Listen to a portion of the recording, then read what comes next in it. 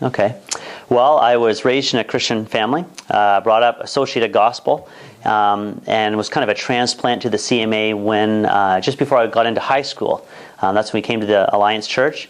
Just had rededicated my life to Christ that summer, and so I was in a position kind of ready to grow.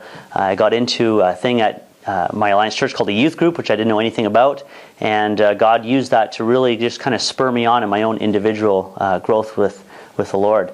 I guess it was in my senior year that the big event occurred.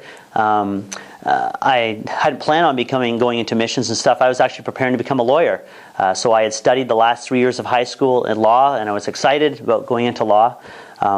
But during the last year of high school, the only way I can explain it is that the Lord slowly began to take away a desire for law and replaced it with a burden for missions. And for me, that culminated on May 1st, 1988. And it was at my home church, Unionville Alliance Church. It was at our annual missions conference, and Dr. Arnold Cook was speaking at the time, and at the end of his message gave an invitation for those who sensed God's call on their lives to go into full-time service to come forward. And I hadn't got it all figured out. I didn't know that this was God's will for my life, but I knew that God had been doing something significant in my heart throughout that last year of high school. And so I got up and went forward, not sure that this is where God was leading, but just knew that God was doing something significant, and just sensed that that was the right thing to do.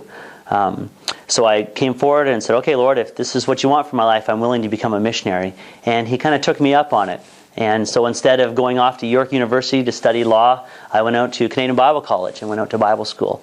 And after my second year of Bible school, I had an opportunity to go to the Philippines for a year with a ministry called the Psalm Ministry, which is basically an 11-month cross-cultural educational experience where we took part-time classes at a local school, local university, and then did evangelism and discipleship ministries on campus with university students.